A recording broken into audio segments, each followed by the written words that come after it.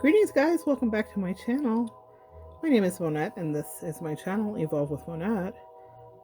So happy to have you joining me today. I am a professional intuitive empath for those of you that are new here. And today I want to get into something my angels said it was time to help everybody understand, which is the Akashic Records.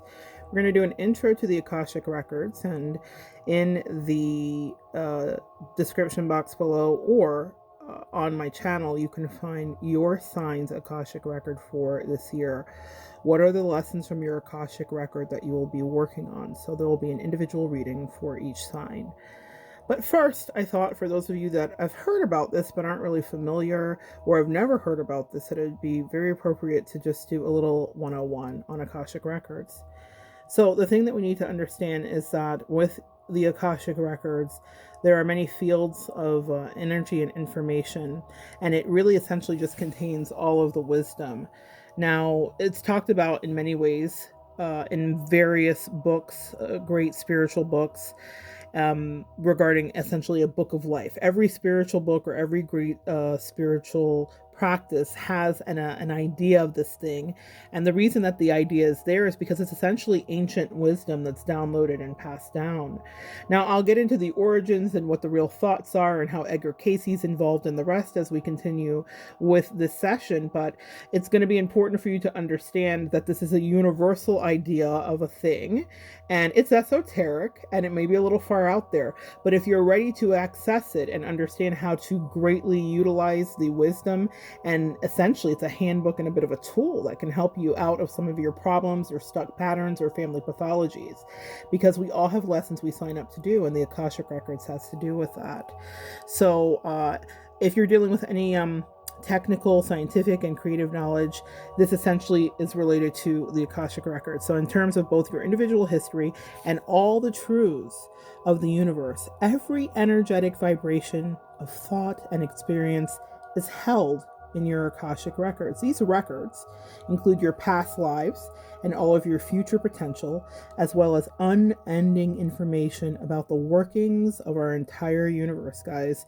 So this includes, like they said, scientific discovery, medical advancement, and all sorts of creative inspiration. The thing that's coming to mind here is it Space Odyssey 2001? Or 2001, that movie where the obelisk appears and these primates are around it examining it, and it's like, where did this thing come, because it's so very different from our earth and landscape. And recently, if you're not familiar with what an obelisk is, there was one that was found planted in some desert, and it's this structure that just appears out of nowhere, and it's in this very unconventional space, and it was thought that maybe there were copycats that did that, but it's definitely an artist that's making a point, and it was a powerful point.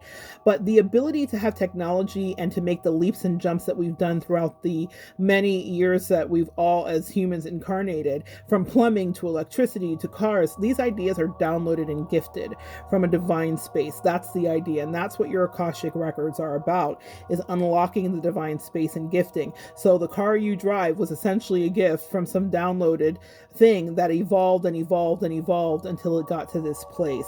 So when we're referencing to these extraordinary records, and reference rather to all of them, can be found in all of the ancient cultures, as I said, around the world. So throughout the Bible, all of the events in the past, the deeds of the people, and even the visions of the future were written in the books of records. So these books, excuse me, also held visions for the future. Prophecies were recounted in the Old and the New Testament. And sometimes, however, visions of what was to come had to be kind of sealed away because they wouldn't be understood by the readers of those times. And a quote that comes to mind is from Daniel 12:4. "O Daniel, shut up the words and seal the book to the time of the end." So this is essentially Daniel, who was doing some written prophecies, had to put something away. So that's when we think about a time capsule opening something later, or Nostradamus and predictions, the quatrains of Nostradamus that did or didn't make sense. Even some that were predicted about Mike and Trump Pence, I just heard. When they said sense, they said Pence. They said there was actual quatrains. Maybe I'll do a video about that, about the predictions of Donald Trump and the Antichrist. And I'm not saying he's that. I'm just saying things about about that. Nostradamus is renowned for that. But these are downloaded things that are given to the prophets. Also in Revelation, they were describing things that they didn't understand because they hadn't seen it, because the technology, the downloads hadn't arrived to create that kind of technology. But John the Revelator describes seeing a helicopter. But the way that he describes it, maybe I'll do a separate video for that too, is like he talks about something with wings whipping over its head and this great bird that's flying and shooting fire. He was describing a helicopter, but this was written and translated and retranslated and passed down and probably misconstrued through thousands of years. So what we got was a man who had never seen a helicopter and didn't have the word for helicopter, predicting and prophesying helicopter because he had accessed Akashic records that showed to him that a thing would be on the earth that he did not have a word for, but he knew that in order for us to understand the great wisdom of the divine, he must record it in this time. And in this time he did, and passed it forward until that wisdom was hid until we could unwrap it and then reveal what the revelator did. We understand now. Oh, it was a helicopter. That's a powerful download I just got. So for some of you guys that are from the church, you totally understand what I'm saying there. So this is what is so important to understand, is sometimes these things are hidden away. And this is also how this replicates in your life. So your Akashic records, you may have never heard the word in your 20s, and then it matriculates it in your 30s. But at 35, you go through some kind of experience and everything unlocks for you, and you start to look at life differently. Or maybe at a different age, or maybe a different circumstance brings that about. That's not just a coincidence. We're not just bouncing through life. There are lessons and points and appointments that we have to make. And the Akashic records are open to us. The thing that is hidden, the thing that was revealed, the thing that is withheld comes to us at such a time as this. What is this time for you? And that's what these readings that we'll go into in your particular sign are going to take a look at. What are you unlocking? And sometimes things have to be hidden until you're ready. Because if John the Baptist were to see a helicopter, he may have fainted from the shock because it was so unreal to his physical landscape. Go back to the obelisk. Do you understand? Something appearing in our natural landscape that literally is so profound and so Aquarian, as we're in the age of Aquarius, that it's light years ahead of our imagining. And that's what this emotional and spiritual work is about. Things that are light years ahead of your imagining. That's the Akashic records. In more recent times, when we're dealing with the Akashic records, we had people that made us aware. It was actually a co-founder of the Theo Society here. It made us aware of the term Akasha through her teachings. Her name was H.P. Blavatsky, and she shares in the Akasha that it's this divine consciousness. Again, the divine, the download John the Revelator. Oh, John the Baptist, the download John the Baptist. They said, okay, there must be a lot of Christians here. So they're talking about John the Baptist and how he knew that Jesus was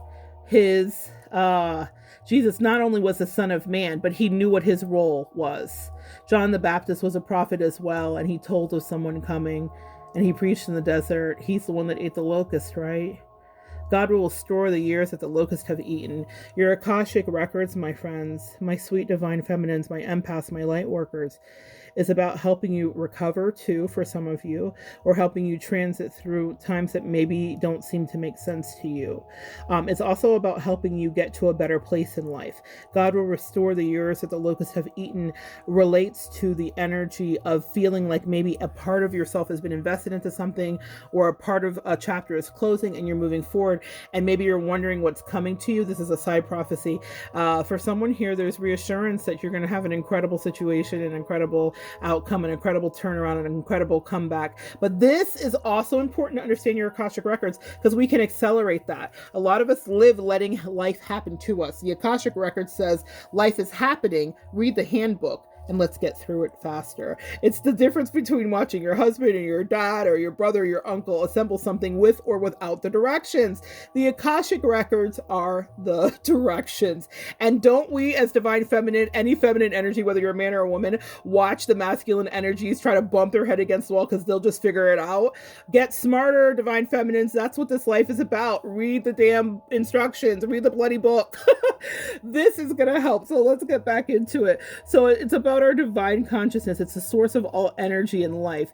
But she doesn't really link the records to that name. It was Albert Percy who brought the idea to the records in the West when he described the Buddhist belief in a permanency of records in the Akasha and in a man's ability to read the same in his esoteric book of Buddhism. So meaning he's saying he found that the Buddhists believe that there is this book. Every religion, this is the power. This is the power of the obelisk. This is the power of a united thought. This is the power of monkeys on one island learning to open fruit while monkeys on another island learn at the same time. Different story. That was a scientific study. Energy is transmitted. We're communicating. We're all telepathic. This is a universal and understood thing, that there is a book held with our energy and with our records. And some of the more notable readers dealt with this and also talked about this. But the one that stood out the most was Edgar Cayce.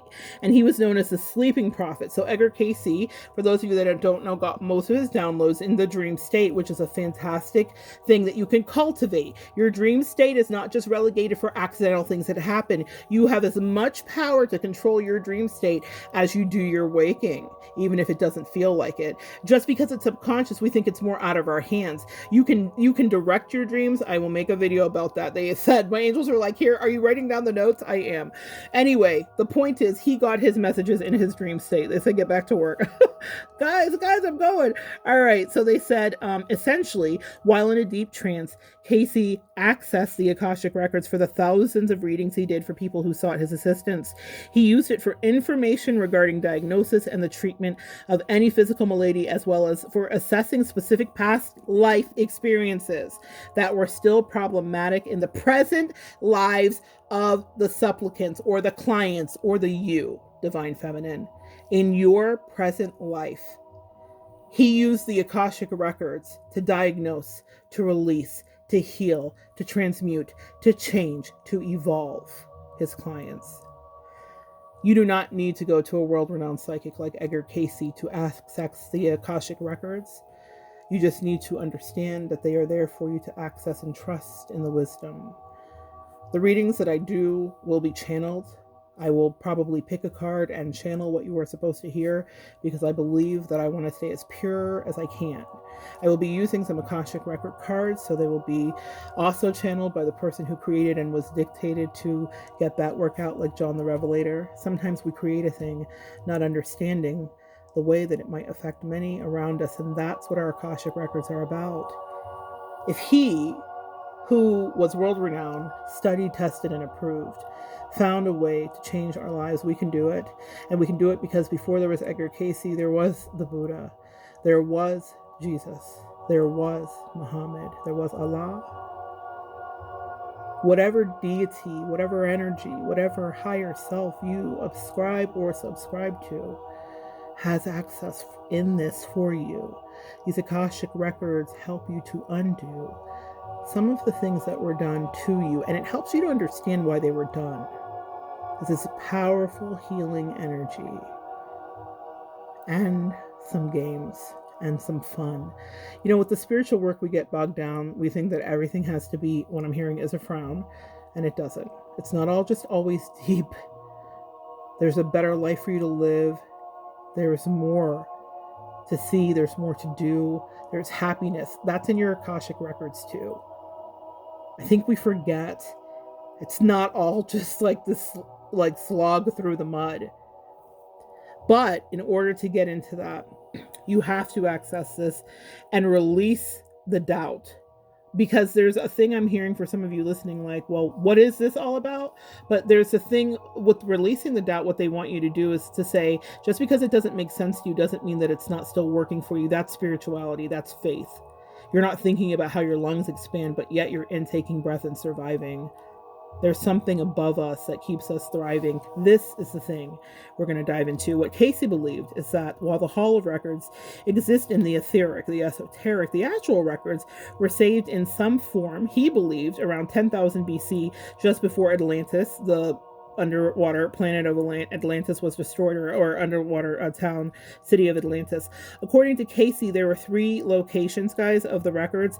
And so they said it's somewhere in the Bimini area, the Yucatan, and near the Great Sphinx in Egypt. Now, here's the thing to understand, that there are powerful ley lines in these areas as well. So the Earth supports this theory, but it is his theory. So what Casey said was that the records tell the history of all humankind since its beginning, when spirit took form, and when mankind is ready for the information, the records will be physically found, perhaps not unlike Daniel's prophetic sealed book. Okay, or the meanings in Nostradamus's quatrains. So the word Akashic literally comes from a Sanskrit word, which is Akasha, which means sky, space, or the ethers. So the Akashic records actually means sky, space, ethers, and it's a reflection of how vast and utterly expansive the Akashic records are, going back in time before the ancients and moving in spaces beyond the universe. This is a boundless, and it causes many to believe that the records are inaccessible, unreachable, but nothing could be further from the truth, because that's the thing I was saying. Don't get caught up in like, this is such a big idea, how do I even lasso it? It is right here for you. It's so tangible. It's your life lessons. It's in your family dynamic. Like, look around you. You're living in your Akashic records. So they want you to understand that it's fully accessible. And just because and actually they said the fact that it's held in the ethers means that it's not only in the skies, but also all around you. Like I said, look around you, within you, and everywhere, including in the cards that were actually made, so that we can understand it. So that is what I want you to know about the Akashic records, guys. It went a little longer than I thought for an intro, but hey, some good messages came through. What I will be doing is, like I said, making sure that you have access to what is going on with you this year, purely Akashic, purely channeled. I can't wait to see you back here so that we continue to evolve together.